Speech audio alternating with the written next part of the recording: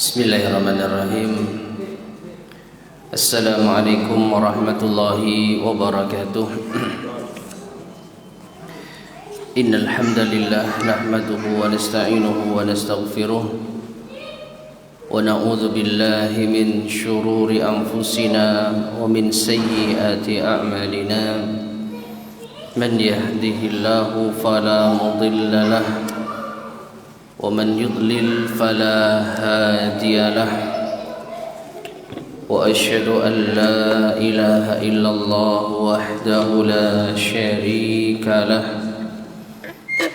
وأشهد أن محمدا عبده ورسوله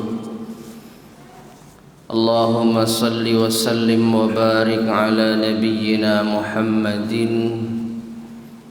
وعلى آله وأصحابه ومن تبعهم بإحسان إلى يوم الدين أما بعد. Ma'asyiral muslimin, para jamaah sekalian rahimani wa rahimakumullah. Alhamdulillah alladzi bi ni'matihi tatimmus shalihat. Segala puji bagi Allah yang dengan nikmatnya lah amal saleh menjadi sempurna. Kita bisa bertemu kembali untuk melanjutkan kajian kita membahas sirah nabawiyah, sejarah kehidupan Nabi kita yang mulia Nabi Muhammad sallallahu alaihi wasallam. Kajian kita ini merujuk pada bait-bait syair yang disusun oleh Al-Imam Ibnu Abil Izz Al-Hanafi rahimahullah dengan judul Al-Urjuzah Al-Mi'iyah fi Dzikri Hali Asyrafil Bariyah yang berjumlah 100 bait syair. Dan pada pertemuan sebelumnya kita di tengah-tengah pembahasan bait syair yang ke-82. Qala an-nazim rahimahullah wa ba'dahu qad awradu ma kana fi yaumi Hunain thumma yaumi Ta'ifi. Dan setelahnya, setelah yaitu Fathu Makkah, maka para ahli sejarah menyebutkan bahwa terjadinya peristiwa perang Hunain dan juga perang Taif. Ma'asyiral muslimin rahimani wa rahimakumullah, telah kita bahas di pertemuan sebelumnya tentang sejarah perang Hunain. Singkat cerita, setelah Fathu Makkah yang terjadi pada bulan Ramadan dan sampai Syawal, ya, Ramadan sampai Syawal di tahun ke-8 Hijriah, maka Nabi sallallahu alaihi wasallam memutuskan untuk mendatangi Bani Qais Ailan yang mereka memiliki anak keturunan Bani Hawazin, yaitu mereka orang-orang yang ikut memerangi kaum muslimin, bergabung dengan orang-orang musyrik Mekah dahulu untuk memusuhi kaum muslimin. Setelah Nabi SAW menyelesaikan urusan dengan orang-orang Quraisy, tibalah giliran mereka yang diselesaikan urusannya oleh Rasulullah SAW. Mereka ini adalah orang-orang Badui yang tinggal di pinggiran atau di jauh pedalaman, ya, dari kota Mekah dan Taif. Jadi Mekah dan Taif itu dua kota besar yang ada di sana, dan di sisi-sisi pedalaman Mekah dan Taif disitulah orang-orang Arab Badui tinggal. Di antara suku terbesar Badui di situ ada Bani Hawazin, yang pada akhirnya mereka diserang oleh kaum muslimin dan kaum muslimin akhirnya mendapatkan kemenangannya. Nah, pada pertemuan terakhir telah kita sebutkan pula di akhir pembahasan perang Hunain ini, maka kelompok musuh terbagi menjadi 3 golongan. Mereka terbagi menjadi tiga golongan. Golongan yang pertama, mereka yang kabur sampai ke lembah Autas. Lembah Autas yaitu tempat pertama orang-orang Hawazin mendirikan tenda sebelum mereka bergerak menuju lembah Hunain. Jadi mereka kembali ke lembah Autas dan mereka berhasil dikejar oleh kaum muslimin atas perintah Rasul sallallahu alaihi wasallam yang dipimpin oleh pamannya Abu Musa al-Asy'ari yang bernama Aba Amir. Namun beliau tewas di medan pertempuran lalu digantikan oleh keponakannya Abu Musa al-Asy'ari. Dan setelah itu kaum muslimin berhasil memenangkan peperangan ini atau memenangkan atau berhasil mengejar ya orang-orang Hawazin yang kabur ke lembah Autas, sehingga mereka ditawan lalu dibawa ke hadapan Rasul sallallahu alaihi wasallam. Kemudian kelompok yang kedua, mereka yang melarikan diri ke suatu tempat yang bernama Nakhlah. Mereka lari menuju tempat yang bernama Nakhlah. Dan di sana mereka juga berhasil untuk ditumpas. Mereka berhasil untuk diseret lalu diambil harta-harta mereka dan juga sama dikumpulkan bersama dengan harta rampasan perang yang sebelumnya. Dan yang terakhir, kelompok yang 3, dan ini jumlah yang terbesar, yaitu mereka yang lari ke kota Taif. Jadi ketika kaum Hawazin ini mengalami kekalahan, mereka berlari dan berpencar menjadi 3 kelompok. Kelompok pertama dan kedua berhasil ditumpas, kelompok ketiga sekarang yang akan dikejar oleh kaum muslimin. Mereka lari ke kota Taif dan pemimpin utama mereka pun juga ada di kelompok tersebut yang bernama Malik ibn Auf, ya. Yang bernama Malik bin Auf An-Nasri. Taib. Ma'asyar muslimin rahimani wa rahimakumullah. Kita bacakan penjelasan dari Imam Ibnu Katsir rahimahullah taala di dalam kitabnya Al-Fusul fi Siratir Rasul tentang perang Taif ini. Jadi perang Taif ini sebenarnya bukan perang tersendiri tetapi lanjutan dari perang Hunain. Karena tidak sepenuhnya musuh berhasil ditumpas, bahkan sebagian besar mereka lari ke Taif, sehingga berlanjutlah perang ini menuju kota Taif.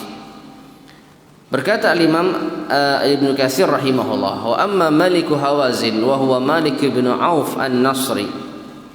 Adapun pemimpin Hawazin yang bernama Malik bin Auf An-Nasri, fa innahu hina hazama jayshuhu dakhala ma'a Thaqif hisna Taif. Ya.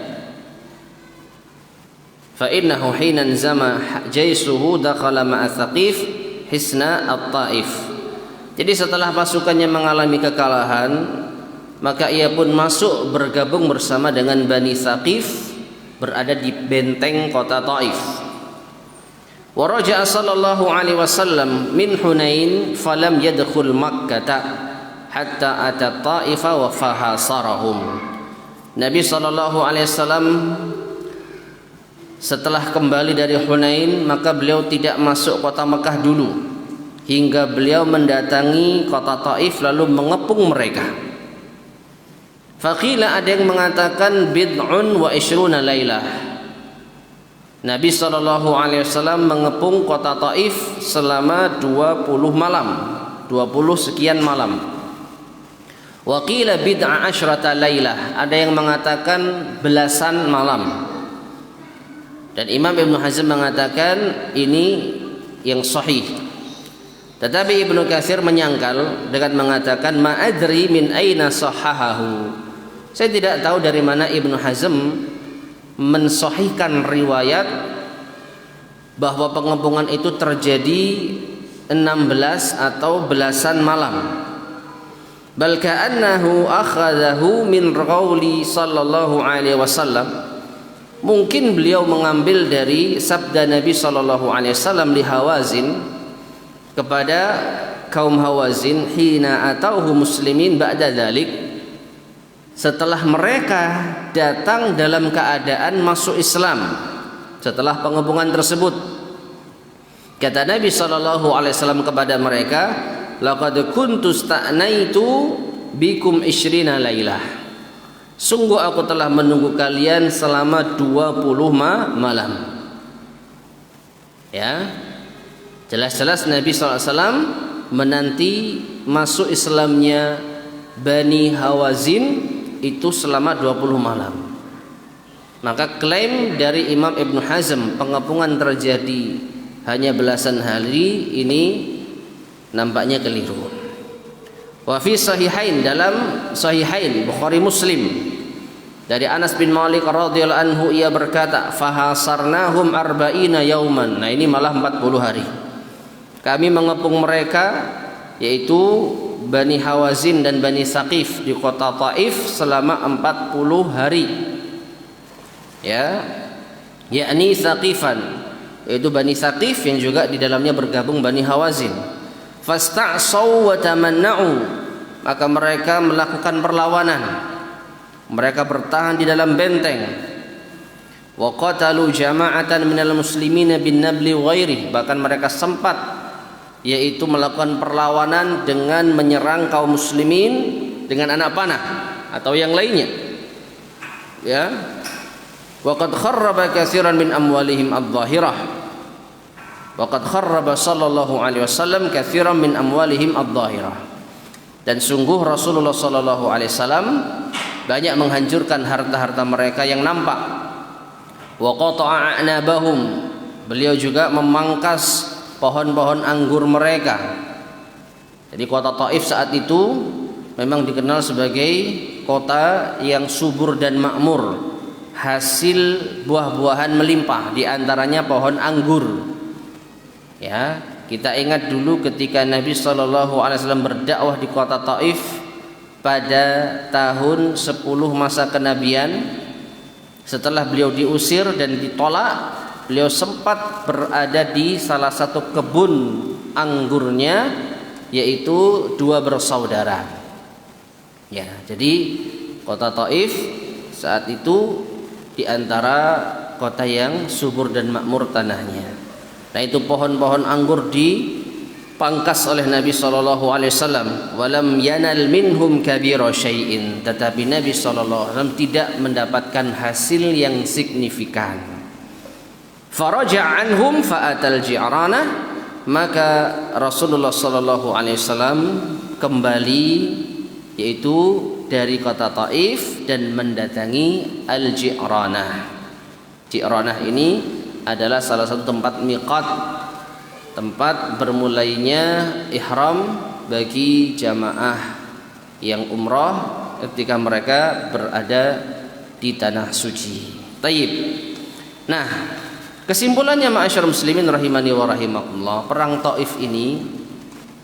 Taif ini tidak mendapatkan hasil yang signifikan di dalam mengalahkan musuh. Jadi musuh tidak menyerah, mereka juga tidak kalah, karena mereka berhasil bertahan di balik benteng-benteng mereka.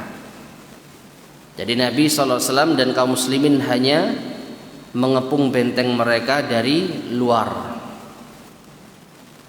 Kaum muslimin tidak berhasil masuk ke benteng mereka dan mengalahkan mereka. Jadi dalam hal ini tidak ada yang menang dan tidak ada yang kalah. Namun setidaknya kaum muslimin memiliki sedikit keunggulan di sini. Karena apa? Bagaimanapun juga yang mengepung itu memiliki kedudukan yang sedikit lebih tinggi daripada yang dikepung. Kecuali yang dikepung keluar lalu meladeni pertarungan di medan terbuka.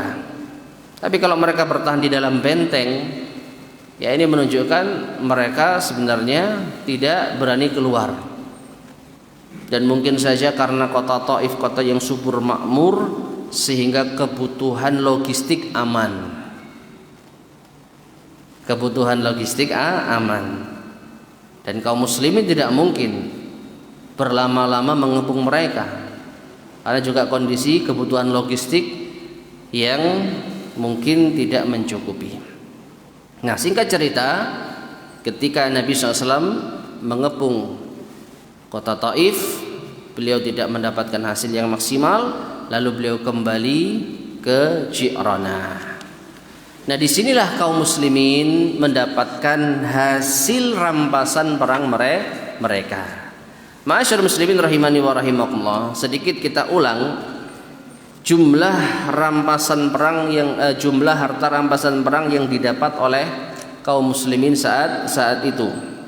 Karena sudah kita sebutkan ya, ada kurang lebih 24.000 unta. Loh, kok banyak banget?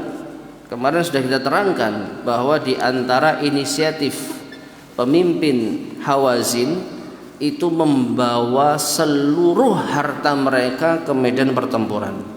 Tujuannya apa? Agar prajurit ini perang sampai titik darah penghabisan. Karena kalau dia kalah, hartanya akan diambil. Maka dia nggak boleh kalah. Maksudnya demikian.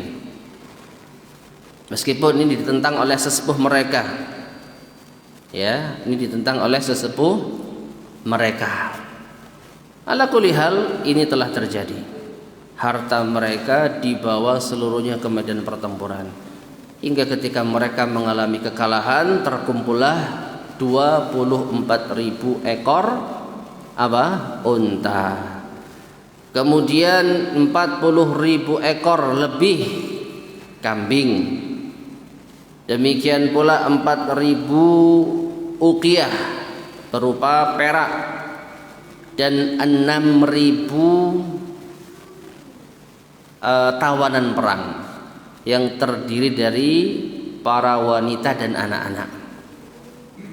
Jadi mereka membawa seluruh keluarga, seluruh harta. Tujuannya apa? Agar mereka berperang sampai titik darah penghabisan. Kalau mereka nggak mau kehilangan anak, istri dan harta mereka, mereka harus berperang menang. Namun Allah Subhanahu wa taala mentakdirkan mereka kalah, sehingga anak istri mereka pun ditawan. Nah, mereka atau harta rampasan perang ini semuanya dikumpulkan di Ji'ranah. Jadi alur ceritanya, setelah Nabi SAW berhasil menumpas Bani Hawazin, meskipun sebagian besar mereka lari ke Taif, maka Nabi sudah mengumpulkan harta rampasan perang ini, lalu diletakkan di mana? Di Ji'ranah. Di Ji'ranah. Nah, dari situ Nabi SAW ke Taif. Atau mungkin seperti ini. Setelah dari lembah Hunain, terjadinya perang Hunain di lembah Hunain, itu beda lokasi dengan Ji'ranah dan Taif. Ya, lembah Hunain itu berada antara Ji'ranah dan Taif. Jadi setelah kaum muslimin berhasil mengalahkan orang-orang Hawazin di lembah Hunain, maka sebagian pasukan khususnya yang diberi amanah menjaga rampasan perang itu menuju Ji'ranah. Dan Ji'ranah ini arahnya kemana? Ke kota Mekah. Ya. Sedangkan Rasulullah SAW dan kaum muslimin yang lain lanjut ke Taif untuk mengepung Bani Thaqif dan Bani Hawazin. Nah, setelah Nabi SAW mengepung kota Taif, maka beliau kembali ke kota Mekah melalui Ji'ranah. Nah, di Ji'ranah inilah terjadinya pembagian harta rampasan perang. Nah, ini kita akan bacakan. Kali ini referensinya dari kitab Rawdatul Anwar fi Siratin Nabil Mukhtar oleh Syekh Safi Rahman Al-Mubarakfuri rahimahullah. Berkata al-muallif rahimahullah, wa ada Rasulullah sallallahu alaihi wasallam min at-Taif ila al-Ji'ranah. Rasulullah sallallahu alaihi wasallam kembali dari kota Taif menuju Ji'ranah. Famakatha biha bid'ata 'asyara yauman. Beliau menetap di sana selama 16 hari, la yaqsimul ghanaim. Tapi beliau belum membagi ghanimah. Beliau belum membagi harta rampasan perang. Ya betagi an yaqdima atau yaqduma hawazinu taibin. Karena beliau berharap Bani Hawazin ini akan mendatangi beliau lalu bertobat di hadapan beliau. Jadi Nabi SAW sengaja tidak membagikan harta rampasan perang dengan harapan Bani Hawazin yang kabur di kota Taif itu mau menemui Nabi SAW lalu bertobat. Fayahruzu amwalahum wasabayahum. Kalau mereka bertobat, harta rampasan dan para tawanan dikembalikan kepada mereka. Fama jaa ahadun, tetapi tidak ada seorang pun dari mereka yang datang. Ya. Jadi 16 hari Nabi menanti mereka. Menurut riwayat Ibnu Katsir tadi 20 hari. Ya, setelah pengepungan Nabi ke Ji'ranah, di situ beliau menanti 20 hari. Menurut Syekh Safiur Rahman 16 hari. Tapi enggak ada yang datang. Fa akhrajal khumusa minal ghanimah. Maka Nabi menyisihkan 1/5 harta rampasan perang. Ini haknya siapa? Haknya beliau. Jadi di antara keistimewaan beliau sallallahu alaihi wasallam, harta rampasan perang itu 1/5-nya itu milik beliau. Tapi meskipun 1/5-nya milik beliau, beliau tidak pernah menghabiskannya untuk diri sendiri. Tetap beliau pada akhirnya memberikan kepada orang-orang yang membutuhkan. Berarti 4/5-nya dibagi kepada para prajurit perang. Taib. Fa'ataha li unasin du'afa'il Islam. Lalu harta rampasan perang itu diberikan kepada orang-orang yang lemah dari kaum muslimin, yata'allafuhum, untuk menarik hati mereka. Wa li unasin lam yuslimu ba'du, dan juga diberikan kepada manusia yang belum masuk Islam, liyuhabbiba ilaihimul Islam, agar menjadikan mereka cinta Islam dan mau masuk Islam. Perhatikan, di antara kita mungkin mengenal istilah mu'allaf itu hanya terbatas bagi orang yang baru masuk Islam. Padahal mu'allaf itu bukan hanya mereka yang baru masuk Islam. Termasuk mu'allaf adalah mereka yang belum masuk Islam, tetapi mereka diberi harta tersebut untuk menarik simpati mereka terhadap Islam, agar mereka masuk Islam. Jadi mereka tetap di atas kekufuran, diberikanlah mereka sedekah dengan harapan mereka berminat masuk Islam, dan mereka masuk golongan apa? Mu'allaf.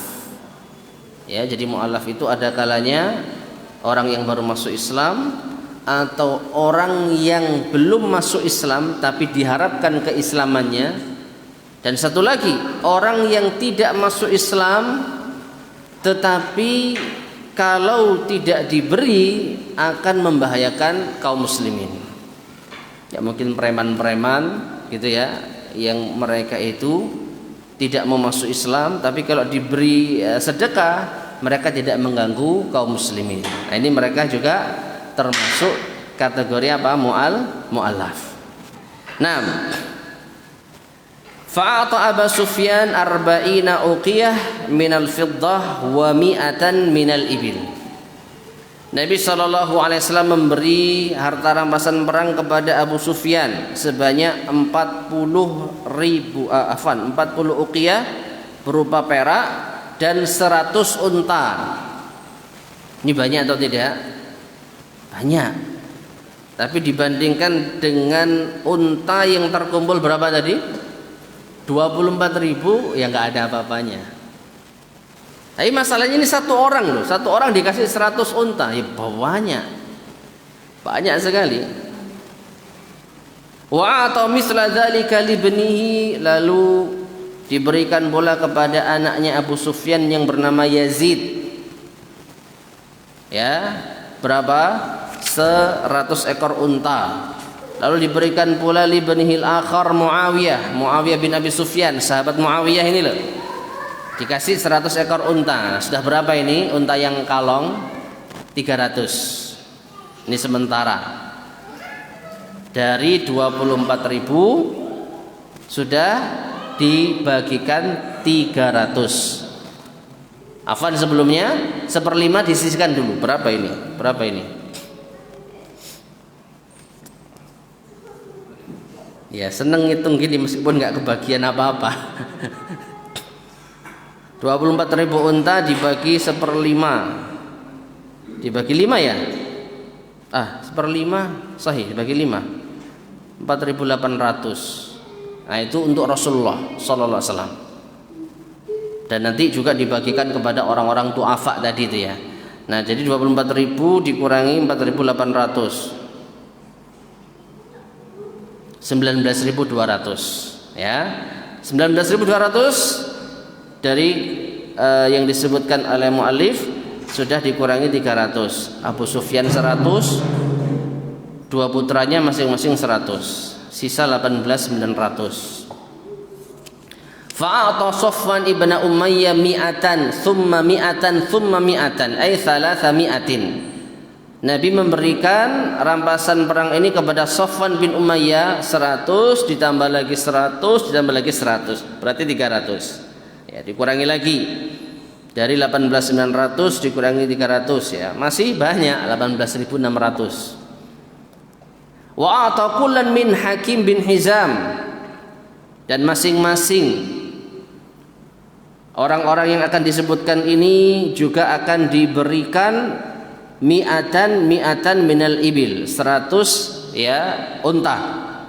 Hakim bin Hizam, Al-Haris bin Al-Haris bin Kaldah, Uyainah bin Hisan, Al-Aqra bin Habis, Al-Abbas bin Mirdas, Al-Qamah bin Alathah, Malik bin Auf, Al-Ala bin Al-Harithah, Al-Haris bin Hisham, Jubair bin Mut'im, Suhail bin Amr, Huwaitab bin Abdil Uzza. Sementara ada 12 orang, wa ghairihim ya, dan selain mereka. Nah, ini yang enggak tahu kita jumlahnya. Anggaplah 12 kali 100 1.200. Tadi berapa? 18.600 dikurangi 1.200. Masih ada 17.000. Ya, masih ada 17.000 unta. Nah, tapi masih banyak yang dibagi. Cuman ini yang disebutkan tokoh-tokoh, orang-orang yang terpandang baik dari Quraisy maupun dari yang lainnya. Wa ta'akharina khamsina, dan yang lainnya diberi 50. Nah, ini berarti mungkin pangkatnya tidak setinggi yang tadi, kedudukannya tidak setenar yang tadi, makanya jatahnya cuma 50. Tapi 50 sudah banyak ini. 50 ini sudah apa? Banyak. Wa arba'ina, ada yang 40, hatta sya'a bainan nas, hingga tersebar omongan di antara manusia, anna Muhammadan yu'ti ata'an ma yakhaful faqra, bahwa Nabi Muhammad itu memberi suatu pemberian yang tidak takut fakir. Ma'asyar muslimin rahimani wa rahimakumullah, sekedar gambaran ya. Kemarin sudah kita sebutkan di awal perang Hunain bahwasanya beliau berkumpul bersama 12.000 pasukan. Perang Hunain ini dihadiri 12.000 pasukan. banyak, dan diberikan kepada tokoh-tokoh tadi amat banyak.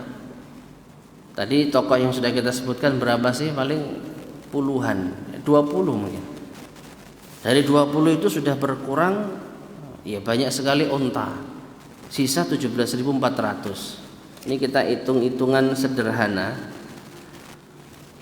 Hitung-hitungan sederhana. 12.000 pasukan, anggaplah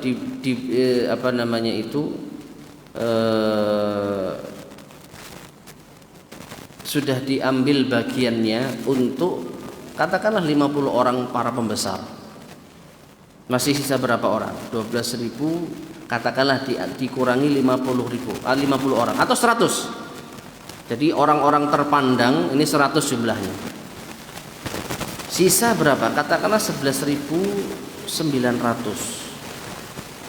11.900.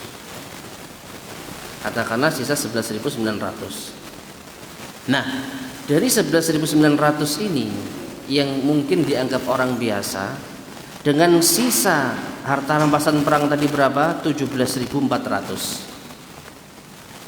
Maka wallahu alam bisawab, bisa jadi masing-masing pasukan itu mendapatkan setidaknya 1,5 unta.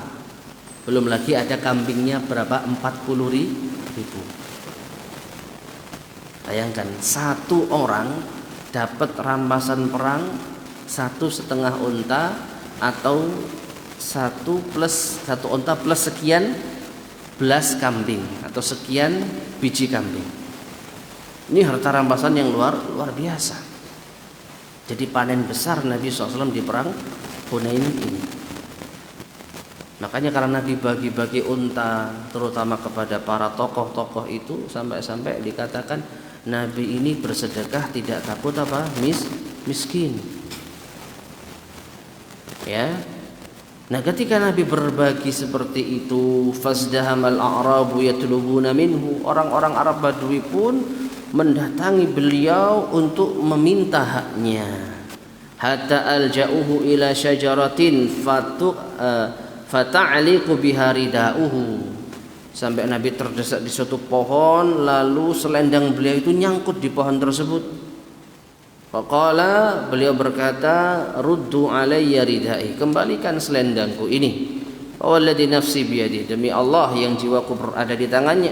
Lau kana li adadu syajari tuhamatin na'aman, seandainya aku memiliki sebanyak pohon tuhamah ini berupa unta, laqasamtuhu alaikum, aku bagi kepada kalian, jangan khawatir.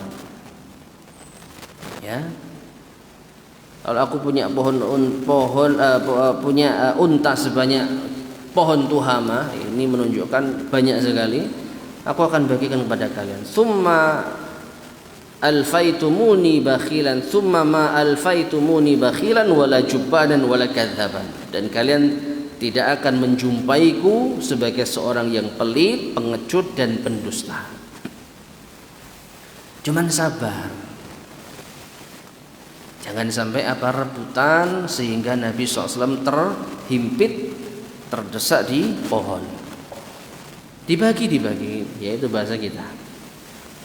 Nah, setelah itu Nabi SAW memerintahkan Zaid bin Thabit untuk membagikan harta rampasan perang yang tersisa. Nah, yang kesimpulannya seperti yang tadi saya sampaikan, pada akhirnya masing-masing orang prajurit itu mendapatkan kurang lebih 1 unta plus setengah. Nah, ini setengah itu mungkin bisa begini. Ini 2 orang. Ya, 2 orang dikasih 3 unta. Paham ya? Ini bagian kalian itu seharusnya 1,5, tapi kan nggak mungkin setengah unta itu dibelah gitu ya. Maka dari itu ini ada 3 unta buat kalian berdua. Itu maksud dari masing-masing orang mendapatkan 1,5 unta. Wasyataini wa nisfasyat, masing-masing mendapatkan 2 ekor kambing setengah, 2,5 kambing. Berarti berapa? Kalau dibagi untuk orang 2, 5. Ya, jadi karena hitungannya ganjil, Untuk 2 orang mendapatkan 3 ekor unta dan 5 ekor kambing dan 10 dirham. 10 dirham masing-masing orang. Ini pembagian yang merata. Namun ma'asyar muslimin rahimani wa rahimakumullah, harta rampasan perang ini hanya dibagikan kepada orang-orang Quraisy dan orang-orang yang baru masuk Islam. Artinya sahabat Ansor yang juga ikut berjuang sejak Nabi hijrah sampai perang Hunain ini tidak mendapatkan apa-apa dari perang Hunain. Kalau perang sebelumnya orang-orang Ansor masih dapat, tapi untuk perang Hunain orang Ansor tidak dapat bagian sama sekali.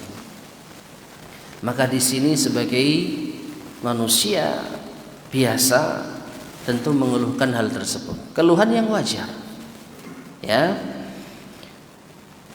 Berkata al-mu'allif rahimahullah, wastaghrabal ansar ma fa'alahu Rasulullah sallallahu alaihi wasallam. Orang Ansor merasa apa yang dilakukan Rasulullah ini ganjil, aneh. Haitsu a'tal mu'allafata qulubuhum ataya jazilah la tuqas. Di mana beliau memberikan harta rampasan perang itu kepada orang-orang mu'allaf yang baru masuk Islam, yang diharapkan keislamannya untuk menarik minat mereka masuk Islam. Pemberian yang sangat banyak yang tidak ada tandingannya. Ya, tokoh-tokoh tadi ada yang dapat berapa? 300, ada yang dapat 100, ada yang dapat 50, 40. Tetapi walam yu'til ansara syai'a. Beliau tidak memberikan 1% pun kepada orang Ansar. 1 biji pun. Jangankan unta, 1 dirham pun tidak ada yang masuk ke orang Ansar. Faqala ba'duhum, maka sebagian mereka mengatakan inna hadza lahul ajab. Ini sungguh mengherankan. Yu'ti Quraisyan wa yatrukuna. Beliau memberikan kepada orang-orang Quraisy dan meninggalkan kita. Wa suyufuna taqturu min dima'ihim, padahal di pedang-pedang kami ini mengalir darah musuh. Artinya kita kan juga ikut perang, kita juga ikut berjuang. Pedang kami ya telah mengalirkan darah-darah musuh, tapi mengapa yang dikasih harta rampasan perang hanya mereka? Kita tidak mendapatkan apa-apa. Fa ablaghahu dzalika Sa'ad ibn Ubadah raisul Ansar. Tetapi kasak kusuk ini tidak dibiarkan berlarut. Sa'ad bin Ubadah menjadi wakil mereka untuk menyampaikan keluhan ini kepada Rasulullah sallallahu alaihi wasallam. Ya. Jadi Sa'ad bin Ubadah hanya menyampaikan aspirasi kaumnya. Dan ini hal yang wajar. Sama sekali bukan mereka ini mengejar dunia, tidak. Ini haknya pejuang. Ketika ada harta rampasan perang, mereka berhak mendapatkannya. Tapi ini sama sekali tidak. Maka orang-orang Ansor ribut dalam artian kasak kusuk. Sa'ad bin Ubadah tidak ingin ini berlarut, maka harus kita sampaikan hal ini kepada Rasulullah SAW. Disampaikan kepada Rasulullah SAW. Fajama'ahum wahdahum, maka Rasulullah mengumpulkan mereka, meminta Sa'ad bin Ubadah kumpulkan orang-orang Ansor, tidak boleh ada 1 orang pun muhajirin yang hadir. Berarti sahabat Abu Bakar, Umar, Utsman, Ali nggak ikut ini. Pertemuan Nabi khusus orang Ansor. Ya. Maka setelah berkumpul, Nabi sallallahu alaihi wasallam memuji Allah Subhanahu wa taala, menyanjung Allah Subhanahu wa taala. Tsumma dzakkara ma fafaddalallahu bihi alaihim. Lalu beliau mengingatkan karunia Allah yang diberikan kepada beliau sallallahu alaihi wasallam atas orang-orang Ansar. Tsumma dzakkarahum ma tafaddalu bihi alaihi sallallahu alaihi wasallam. Dan beliau juga mengingatkan karunia Allah yang diberikan kepada mereka dengan kehadiran Rasulullah sallallahu alaihi wasallam. Intinya Nabi mengingatkan bahwa Allah telah memberikan karunia yang besar Dengan apa? Dengan keberadaan beliau di tengah-tengah orang-orang Ansar. Tsumma qala, baru kemudian beliau berkhutbah. Ini khutbah yang sangat luar biasa, yang menjadikan orang-orang Ansar terharu. Ya, beliau mengatakan, awajadtum ya ma'syaral ansar fi anfusikum fi lu'a'atin minad dunya ta'allaftu biha qauman liyuslimu. Apakah kalian merasakan, yaitu atau merasa marah? Apakah kalian merasa marah?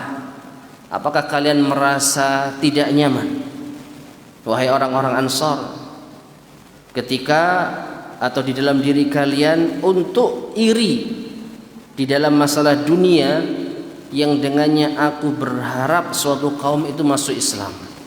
Aku mencoba untuk menarik hati mereka dengan harta. Wa wakaltukum ila islamikum, dan aku percaya dengan keislaman kalian. Maksudnya gini, apakah kalian iri dalam masalah dunia kepada orang-orang yang mereka baru masuk Islam,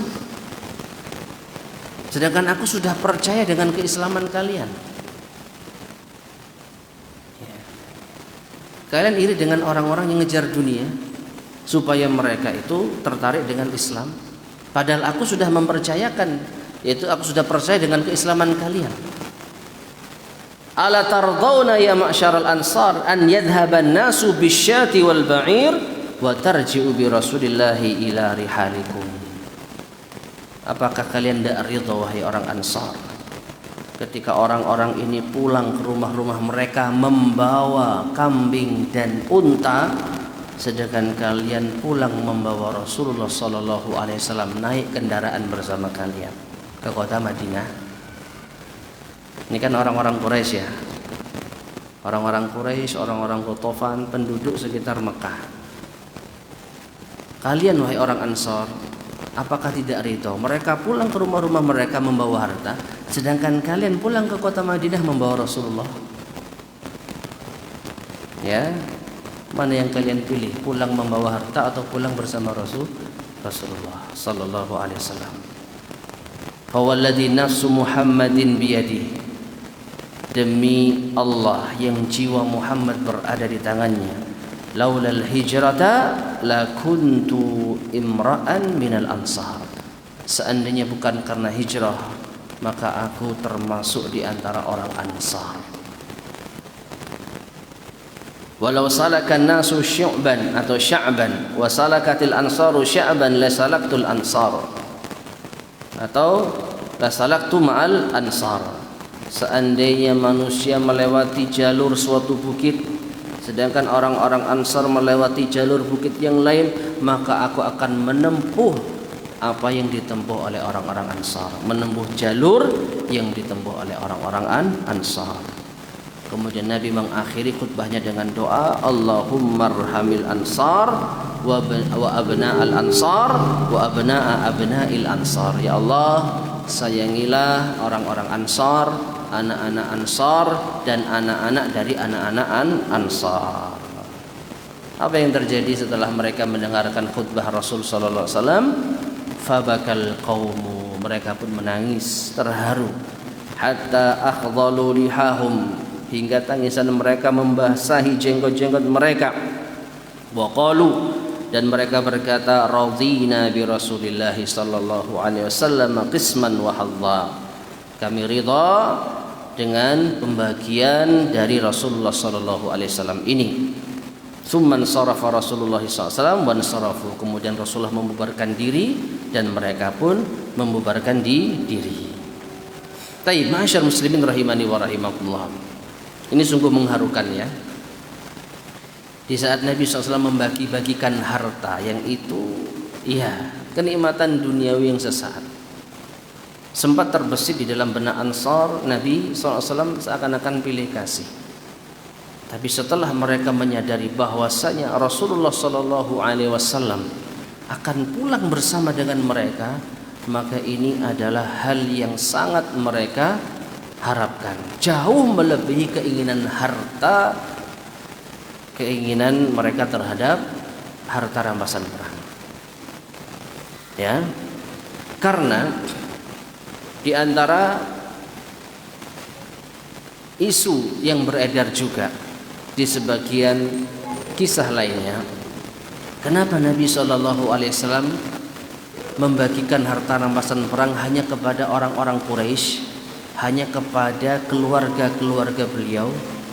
Kenapa kok tidak diberikan pula kepada orang-orang Ansar? Ada yang nyeletuk karena Nabi sudah lupa dengan kita. Nabi sudah ketemu dengan keluarganya, Nabi sudah ketemu dengan kerabatnya. Kita ini siapa? Jadi mereka merasa inferior gitu ya. Nabi sudah ketemu dengan kerabatnya. Setelah Fatu Mekah kan masuk Islam orang-orang berbondong-bondong. Yang itu semua kebanyakan kerabat Nabi SAW. Jadi seakan-akan Nabi sudah melepas rindu dengan kaumnya. Nah, kita ini siapa? Jadi mereka khawatir selain Nabi SAW membagikan harta rampasan perang untuk mereka, mereka juga ditinggal oleh Rasulullah SAW. Kayaknya Nabi akan menetap di Mekah ini. Di mana Mekah sudah apa? Sudah ditaklukkan. Keluarga beliau di sana. Beliau penduduk asli Mekah, lahir di Mekah, punya garis keturunan penduduk asli Mekah. Kayaknya Nabi akan menetap di Mekah, kembali ke kampung apa? Halaman. Lalu kita ke Madinah dengan tangan kosong. Sudah nggak dapat harta, kehilangan Rasulullah. Ini yang sempat ada di benak mereka. Tapi ternyata siapa yang mengira kalau Nabi SAW lebih memilih kembali ke kota Madinah. Jadi setelah selesainya proses pembagian rampasan perang, nanti akan kita sampaikan beliau umrah dulu. Umrah di mana? Di Mekah. Ambil mikotnya di Ji'ronah ini. Makanya Ji'ronah termasuk di antara tempat mikot, di antara kisah awalnya ya ini. Setelah Nabi perang, kita sedikit mengulang kembali ya. Ini kan diawali dengan Fatu Mekah. Fatu Mekah di bulan Ramadan tahun ke-8 Hijriah. Apakah ada umrah di situ? Tahu saya tidak ada. Seingat saya tidak ada. Karena Nabi datang dari Madinah menuju kota Mekah untuk menaklukkan kota Mekah karena orang-orang Mekah berkhianat. Berkhianat atas perjanjian damai Hudaybiyah. Sulhul Hudaybiyah. Jadi ada sebagian orang-orang luar Mekah yang menyerang kaum muslimin ternyata dibantu sama Quraisy. Nanti silakan ya diulang lagi kajian terkait dengan hal ini. Maka Rasulullah SAW ambil tindakan. Nah, ini berarti Quraisy sudah melanggar perjanjian. Kita datangi Mekah tahun 8 Hijriah bulan Ramadan. Dan ternyata orang-orang Mekah mereka semua menyerah. Nah, setelah Mekah ditaklukkan, Nabi ingin menyelesaikan urusan dengan orang-orang Badui. Datanglah Nabi ke Hunain. Di situ ketemu dengan Bani Hawazin. Menang, dapat rampasan perang yang banyak ini. Setelah selesai, ada yang kabur ke Taif, dikejar, nggak berhasil, ditaklukkan. Nabi kembali ke Ji'ronah. Dan ternyata di Ji'ronah ini nanti utusan Hawazin itu akan datang. Tapi kesimpulannya, selesai dari urusan peperangan ini, Nabi melakukan umrah. Setelah itu Nabi pulang ke kota Madinah. Berarti Nabi menepati khutbah beliau. Apakah kalian tidak ridho orang-orang ini pulang dengan membawa harta, unta dan kambing, sedangkan kalian pulang membawa Rasulullah SAW ke kota Madinah? Makanya Madinah akan senantiasa menjadi kota Nabi SAW. Meskipun beliau lahir di kota Mekah, anak keturunan asli penduduk Mekah, tapi beliau Allah takdirkan menetap di kota Madinah hingga akhir hayat beliau sallallahu alaihi wasallam. Taib ma'asyar muslimin rahimani wa rahimakumullah, sedikit kita lanjutkan untuk menuntaskan pembahasan tentang perang Taif ya, perang Hawazin dan perang Taif. Pada akhirnya utusan dari Hawazin datang. Jadi setelah Nabi bagi-bagi harta rampasan perang, Padahal tadi sebelumnya Nabi nunggu 16 hari. Berharap orang-orang Hawazin datang bertobat sehingga harta mereka dikembalikan. Tapi ternyata mereka nggak datang-datang. Akhirnya Nabi bagi-bagi harta rampasan perang. Namun ternyata setelah itu utusan dari Hawazin datang. Mereka mengumumkan keislaman mereka dan membaiat Rasulullah sallallahu alaihi wasallam. Lalu mereka menyampaikan pesan dari kaum Hawazin. Ya Rasulullah, inna fi man asabtum al ummahat wal akhawat wal ammat wal khalat wa hunna makhazi al aqwam. Wahai Rasulullah, jadi harta rampasan perang yang kau dapatkan di situ ada istri-istri kami, ibu-ibu kami, saudara-saudara kami, bibi-bibi kami, anak-anak kami, dan mereka adalah orang-orang lemah. Lalu orang ini bersyair, famnun alaina Rasulullah fi karamin fa innakal mar'u narjuhu wa nantadhiru umnun ala niswatin qad kunta tardauha idfuka tamla'uhu min mahdhiha ad-durar. Ya, bermurah hatilah kepada kami ya Rasulullah, engkau orang yang pemurah. Sesungguhnya engkau adalah seseorang yang kami harapkan dan kami nanti. Bermurah hatilah kepada kami, kepada wanita yang engkau telah menyusu dari mereka, di mana mulutmu dipenuhi oleh air susu murni mereka yang melimpah. Apa ini kok menyinggung masalah susuan? Kemarin sempat kita sampaikan bahwa di antara anak keturunan Qais Ailan, Bani Hawazin, di situ ada Bani Sa'ad.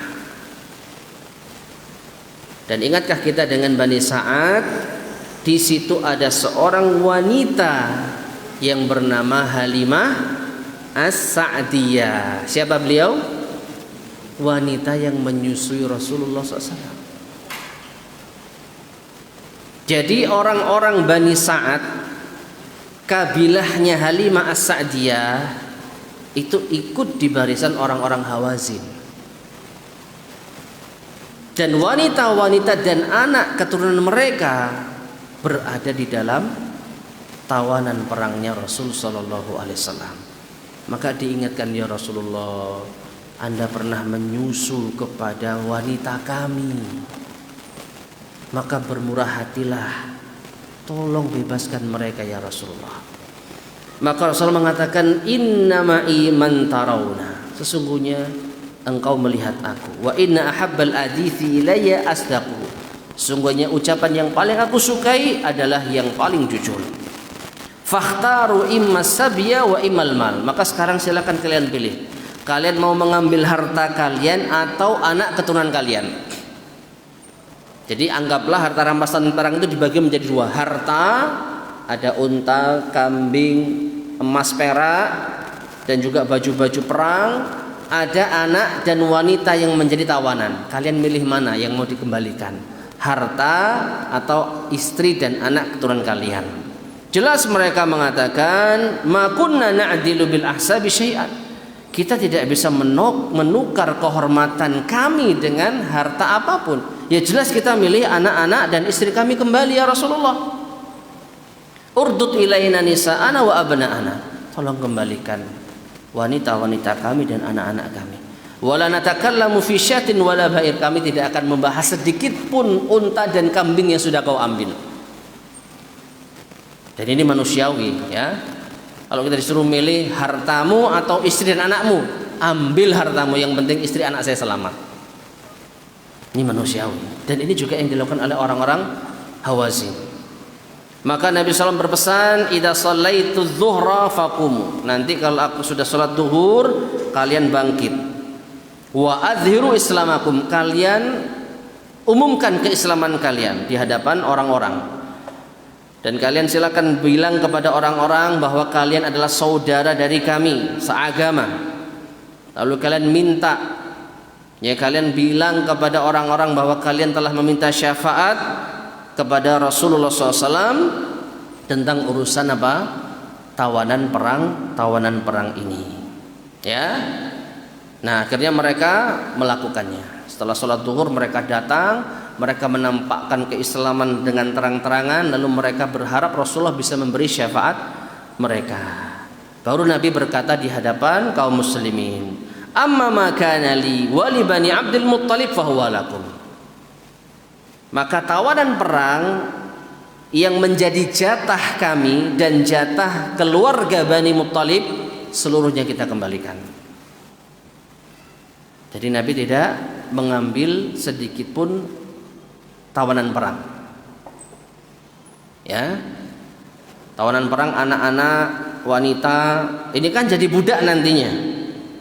Bisa dimanfaatkan menjadi pelayan, pembantu, atau dijual, atau meminta tebusan.